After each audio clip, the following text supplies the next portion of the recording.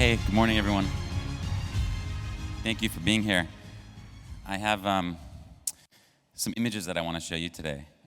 I recently published an essay about the World Bank and the IMF, and I know there's a very long history in this country, in Ghana, of loans that were given by these two institutions, and I think there's kind of a deeper story here. So I'm going to work through some images, but before I do that, I wanted just to tell a little story about something that you can actually see as a result of the World Bank and IMF policy from outer space. When you look at your country, when you look at Ghana, you see an enormous lake, right? You see Lake Volta. It's the largest man-made lake in the world, and it was created by the Aksumbo Dam in the 1960s. And obviously, I think the popular conception of this project was that it was like a very exciting project for the independent nation of Ghana after colonialism, and that the president, Nkrumah, he loved this project. It was a project of national pride, right? But when you actually dig into what happened around the dam, you start to learn some kind of worrying things. What I learned when I was doing research about the dam and the lake is that first of all, the dam was not built for the people of Ghana. It was paid for by the people of Ghana. They paid back the loan plus the interest over time. So, the World Bank made money off your country for this loan. And the dam was built to finance an American aluminum smelter, basically. So for the first 2 decades of its operation, the dam was creating aluminum ingots to be sold on the international market. There's a mineral called bauxite, which your country has quite a bit of, and that's how you kind of make aluminum, is with bauxite. The thing is, the operation wasn't using local bauxite, it wasn't employing local people, and it wasn't creating local activity in the economy. The bauxite was coming from Jamaica. So foreigners were importing bauxite from a different country and then turning it into aluminum here with basically free to extremely cheap electricity from this dam, and then they were selling it to the international markets. And the whole thing was paid for by the Ghanaian taxpayer. It wasn't until the 1980s that when Jerry Rawlings nationalized the project that you actually started seeing people locally getting benefit from the dam. And there was an enormous amount of collateral damage. 80,000 people were displaced, and 150,000 people contracted river blindness and other kinds of parasites from the lake that was an artificial lake, and new things happened that were unpredictable. So there was like a lot of human kind of toll from this project that doesn't really go spoken about. Again, the project is considered something of national pride today, but the story is much more deep than that. And I thought that the story of Lake Volta is extremely kind of symbolic of what the World Bank and IMF do. These are the most important financial institutions in the global economy. The IMF is the international lender of last resort. When countries run out of money, they go to the IMF for a bailout, right? The World Bank's the largest development bank. Just to give you an idea of their size, the IMF has a lending capacity of $1 trillion, and the World Bank has about $350 million or so of loans that are scattered around the world in more than 150 countries. These are enormously important institutions. And the point of this image that I'm showing you now is that they're popularly perceived in the West, like in my country, as assistance institutions. Like people think of them as like a help, right? I think that people here probably know they're not helping, but that's not something that Americans know too much about. So we have this like perception that when the American taxpayer or the British taxpayer or the Japanese taxpayer, when their government gives money to the IMF or World Bank, when they are creditors, when they deposit money at the World Bank or IMF, I think we have this general idea that this is to help, this is to develop, this is to aid. But in reality, that's not really what's happening. What's happening is that the money goes in and then it comes back. One other thing that's really important to note about projects like the Aksumbo Dam is that even though the Ghanaian taxpayer ends up paying for the whole thing, the company that builds the project and gets paid by the loan is a Western company, not a Ghanaian company. So basically, when you have World Bank and IMF funded projects historically, and there would essentially be something called a double loan. So, the West makes the loan, but out of one hand, and then on the other hand, they pay themselves back because the Western company gets all the money to make the dam. Now, you can argue that this is good if it's a project that's immediately deriving benefit to the local society. But in the case of a lot of projects like the dam, they weren't. They were benefiting Western countries who were coming in and basically taking resources out for international markets. So there's a long, long history of this, and this is a short keynote. So I wanted to just focus on a couple big sort of data points. So this one is kind of a big picture. So this is the change in external debt in all developing countries from 1980 to around 2012 is this particular data set. And what you can see here is obviously an exponential increase in debt, right? So the World Bank and IMF claim to be helping countries. Again, the IMF is supposed to be bailing out a country if it cannot meet its balance of payments. If it cannot import what it needs to import, then the World Bank the IMF would lend it money to help, right? That's the idea. The World Bank is supposed to be developing agricultural and industrial projects to help advance a country.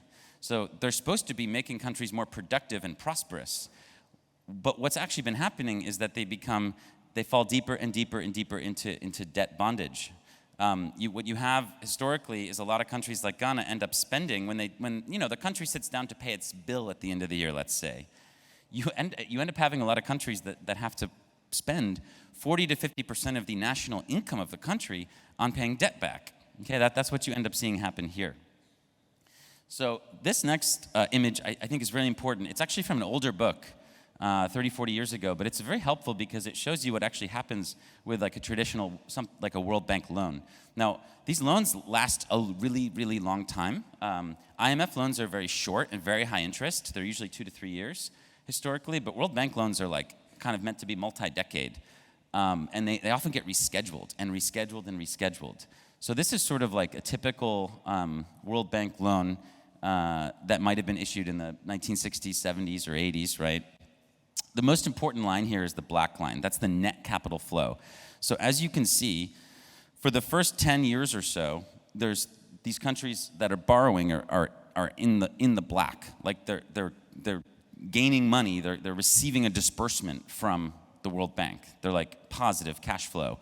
But then as you start to go past 10 years, it starts to go the other way, and then 20, 30 years later, it's deeply, deeply, deeply negative. So this is what happens when you have a long-term debt that has, a sizable interest rate. Like, people often forget in development economics the very simple thing that every credit card holder knows. Like if you borrow, you have to pay back more than what you borrowed to the creditor. But if for some reason in development economics, people forget this. This is a super, super important concept. The other problem, for me as a human rights advocate when I'm looking at these institutions is that they have a predilection or affinity for working with dictators. Because the policies that they impose are not popular with people, they prefer to work with undemocratic, unaccountable leaders. If you're a democracy and the IMF comes to impose structural adjustment, which means they give your country a loan that requires the country to reduce consumption in favor of exports, what this literally means is things like currency devaluation, raising taxes, shrinking bank credit, reducing any sort of subsidy on food or energy, putting a ceiling on wages. I mean, it's basically making life miserable for lower and middle class people. And people know that. They're not stupid. Like, people know that these programs are going to be harsh. That's why they're called austerity programs. So they prefer to work with leaders that are undemocratic. So this is Mobutu from Zaire, of course, really famous dictator who ruled for 32 years. Now, I have this picture because Richard Nixon said something very interesting. He said once that, people shouldn't misunderstand aid. He said aid is not to help others. Aid is to help ourselves. This is something he actually said. I think it's interesting to contextualize that with this image of him sitting down with Mobutu in Washington. I mean, the World Bank and IMF gave Mobutu billions of dollars. He would take 20% off the top. The rest he would give to his cronies. Very, very little went to actually help the people of his country. And then guess who has to pay back the loans? Of course, the people, not him. So by the time he left office or was ousted in the 90s, he was worth about $5 billion personally, and there had been about $12 billion of capital flight from his country, Swiss bank accounts, castles in France, whatever. So if you actually added up the capital flight plus his net worth, it would have totally balanced out the country's debt. The country would have had no debt. So basically, he stole all that money and he left the bill with the taxpayers. And this is just such a typical thing that dictators would do. Here in West Africa, there's a lot of examples of the World Bank and IMF working with dictators. Some of you know that I wrote quite a bit about the CIFA zone, and I talked a lot about how the French in particular have been oppressing the CIFA zone countries through the colonial franc. This is the former leader of Burkina Faso, Compaoré, and he's having a nice little moment with Dominique Strauss-Kahn, the former head of the IMF. So what's really important is that the previous leader of Burkina Faso was Thomas Sankara. Thomas Sankara was certainly not perfect. I'm not going to defend his record, but the point is that Sankara went to Ethiopia in the late 80s and made a speech where he said that he wasn't going to accept any structural adjustment loans and that his country would not be undergoing those programs. And he gave a big speech about why countries like his shouldn't have to pay back the debt that they incurred under colonialism because they didn't actually take the loan out. So regardless of what you think about Sankara, I thought that the speech was very powerful and important. 3 or 4 months later, he was assassinated by this guy, Compaoré. This is not a conspiracy. He's actually been indicted for this. There's all kinds of trials that happened, and he apologized to the people of Burkina Faso. So he actually killed Sankara. And Sankara didn't want to take any money from these institutions, but he was replaced by this guy who ended up taking billions of dollars from the IMF and World Bank. So we don't have to have any conspiracy theories. We just have to look at outcomes. So sometimes there's not people in a room getting together to say, look, we're going to screw over poor countries. That's not how it works. But the outcome is the outcome, and we have to just be aware of that. The outcome is that leaders who took a lot of money from the World Bank and IMF tended to last longer and tended to do better than leaders that resisted the system. There's also the matter of what I would call resource drain. So again, I don't think there were people getting together in the 1960s and saying, hey, let's use the IMF and World Bank to steal resources from the developing world. I don't think that that's what happened. But it really doesn't matter what their objective was because the outcome is the same as if they had done that, right? So what you're looking at here is net resource transfers from the global south to the global north.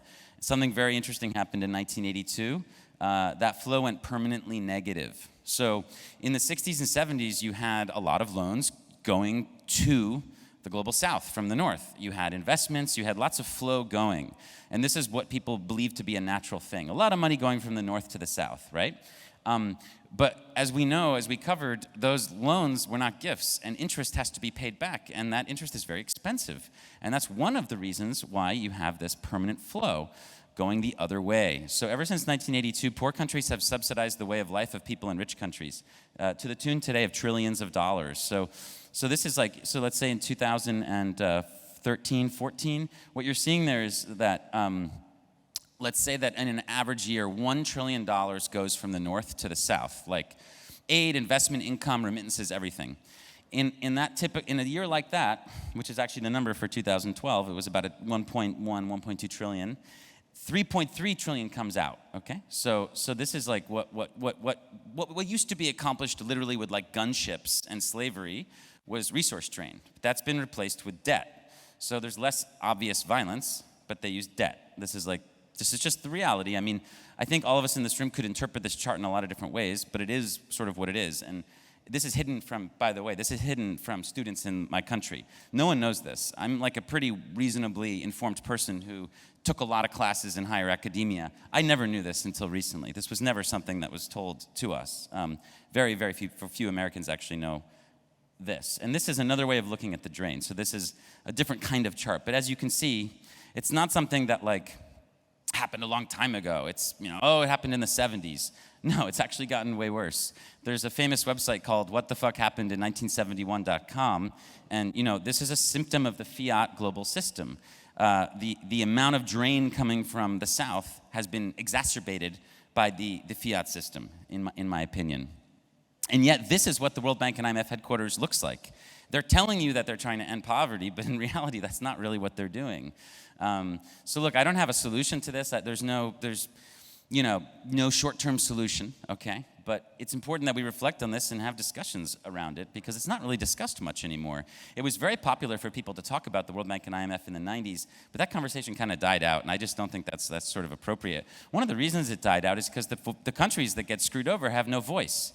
So this is the population versus IMF voting rights. As you can see, countries like, they're not on this one, but like Britain, for example, has more votes at both institutions than India.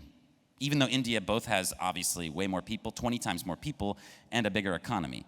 So you have the voting rights in these institutions stuck in the post-World War II kind of frame, and yet, the people are growing and growing and growing in other places. I mean, if you add up little countries, comparatively little countries, Switzerland, for example, has more votes at these institutions than the populations of Ethiopia, Bangladesh, and Indonesia combined. I mean, that's the kind of inequality we're looking at today. And when it comes to this country in Ghana, the one thing about the IMF is they're not very transparent when it comes to what actually goes on behind the scenes, like the meetings, things like that. But they do tell you how much money they gave. So you can go back and look. So currently Ghana, as you all know, is having a crisis. And the currency is the fourth worst performing currency in the world. It's lost almost 60% of its value since January. So as they always do, the IMF comes in with a bailout. This is going to be the 17th structural adjustment for Ghana. So every time that happens again, basically the economy is forced to shrink to create more exports so the government can buy more things abroad and attempt to address their balance of payments crisis. But what ends up happening again is that people suffer from really rigid policies that of course have never been imposed on European countries or America. The IMF has never imposed austerity on the United States, which is the largest debtor country in the world, or on any European country. It's all double standards. I mean, I'm kind of a free market guy. I love capitalism. The problem is this isn't capitalism. This is a rigged game where rich countries use protectionist measures on their agriculture and on their industries that are considered essentially, these are socialist or centrally planned features. Like when the US government protects its steel industry, this is not capitalism. This is like a coercion which protects it. And yet when they go to these poorer countries, they're not allowed to do the same thing. So a classic example would be Britain. Britain gives away free healthcare to its people, correct? Well, when it went to Sri Lanka in the 70s, Sri Lanka was giving free rice to its people. Now, was that a good economic decision? I'm not sure. But what's for sure is that when you have free rice, then all of a sudden you have really expensive rice, people starve. And I just think it's very much a double standard. And that's really at the heart of a lot of this stuff when you look at the bank and the fund. So to kind of get to a conclusion, it's a grim subject. It really deserves a lot of reflection. And again, there's never going to be any accountability. The long list of dictators who stole money will never be accountable, and the people always have to pay the debt back. The people have to pay the debt back. There's a concept that my country invented called odious debt. More than 100 years ago, my country fought Spain in Cuba, and we defeated the Spanish Empire. And an American court said that the Cuban people wouldn't have to pay back the loan to Spain because the Spanish had subjugated them. So this is called odious debt, and this is a really important legal precedent, and I actually think it's very moral. I don't think people should have to pay debt back that their dictators borrowed, right? But the IMF and World Bank have never used this legal precedent. So there's no such thing as debt forgiveness in a true sense over the years, and that's why you saw those charts going up and up and up and up. The thing is that's very interesting. When you look at, this is the latest data on ownership of Bitcoin and cryptocurrency worldwide, the countries that have gotten sort of most structurally adjusted are the ones with the highest percentage of Bitcoin and cryptocurrency usage because people are fighting back. You look at Thailand, Nigeria, the Philippines, South Africa, Turkey, Argentina. I mean, those are the top 5 countries in the world according to this data set. I mean, those are some of the countries in the world that have the highest, number one, highest amount of structural adjustments, but also highest percentage of cryptocurrency and Bitcoin usage. I just think that's very, very interesting. In general, how do you get out of this system, right? How do you get out of the fact that the debt percentage of GDP of developing economies is skyrocketing since 1971? The only way to get out is to change the paradigm. Debt is kind of like a drug. So the drug dealer is the IMF or World Bank, and debt is the drug, and dictators and different kinds of governments in the developing world are addicts because they're addicted. There's nothing they can do. It's very hard to go to rehab when the whole system is encouraging you to buy more and more drugs, right? It's very, very, very hard. You need like therapy, you need like an intervention. So currently the system is set up in a way where no party is willing to stop taking the debt. It doesn't make any sense. Like if you're a dictator, an unaccountable leader, why would you stop taking the money? It's like free money for you and you don't have to pay it back. The only possible way this can change is with a paradigm shift. And you know, we don't know what's going to happen with Bitcoin, but if it continues to spread and grow, you know, we could be looking at a world where this structural adjustment thing might just not be possible. Like the only reason it's possible is because of something called an IMF put. So private companies know that the money they loan to poor countries, they'll always get their money back because the IMF will always do a bailout. This has been the case ever since the 1960s. The biggest IMF loans have happened most recently. The largest one was $57 billion to Argentina just a couple years ago. And what the international private markets know is that when they invest in a country, they're always going to get bailed out. So they continue to lend, even if it's not economically savvy, right? So if you don't have a money printer with the world reserve currency like you do today, if we're on a Bitcoin standard, then these loans are going to have to be a lot more careful. Like all of a sudden, these institutions are going to start losing money. Like these countries are going to start defaulting and maybe shifting over to something like a Bitcoin standard. At that point, they're going to have to actually change the way they do things. Maybe they'll do co-investment. Maybe they'll focus more on equity. I don't really know. But they won't be able to like infinitely bail out countries which have no possible way of paying back the debt. That's how the IMF and World Bank have made the impossible possible. They've made it so poor countries have so much debt they could never pay it back. I mean, that's some real magic. And you know, I just think, just to conclude, what we're all here doing is focusing on sort of micro stuff, and that's so important. Like honestly, right now, I think the most important thing is that you just educate other people about Bitcoin, how to use it, how to incorporate it into their lives, businesses, movements, and just focus on helping people be their own bank and be sovereign. But the meta impact of that could be pretty large. I mean, we could be talking about maybe in 10, 20 years coming back here to Ghana, and maybe this continent is running on one currency, and maybe that really disrupts this whole thing. I mean, the last thing I'll say is just, this whole thing is possible because of currency segregation, right? You have some countries that can print money and do paperwork to buy things, and you have other countries that can't. That's the simple way of the world. So my country can do paperwork to buy whatever it wants. Ghana can't. To get tractors or fertilizer or whatever it needs for its economy, Ghana has to sell exports to get hard currency then to buy that stuff. So that changes your society in a particular way. My society doesn't have to do that, and that changes my society in a particular way. But if in the future everybody's on the same currency, we don't have that inequity. It doesn't mean that people will loan or invest in Ghana just as much as Georgia or Texas, but it means that there's like a base level corruption that is removed from the system. And I really, really think that'll make the world a better place. So I want to thank you all for being here and believing in this movement. There's really very little else out there to be optimistic about when you look at it from this point of view. But when you understand what Bitcoin is and what Lamar was just saying up here, it's pretty exciting. I mean, we really have a chance to strike back against the system where there was really no other option for many, many, many decades. I mean, look, you either agreed with the World Bank and IMF policies and complied and allowed your resources to be harvested by foreign corporations, or you supported a socialist dictator who wasn't any better. I mean, there was no real third way, and that continues to be the case today. So maybe in the future, things can be different, and that alone is worth fighting for. So I really appreciate your time today. Thank you for being here at the Africa Bitcoin Conference. Thank you very much, Mr. Alex. Ladies and gentlemen, a round of applause for Mr. Alex.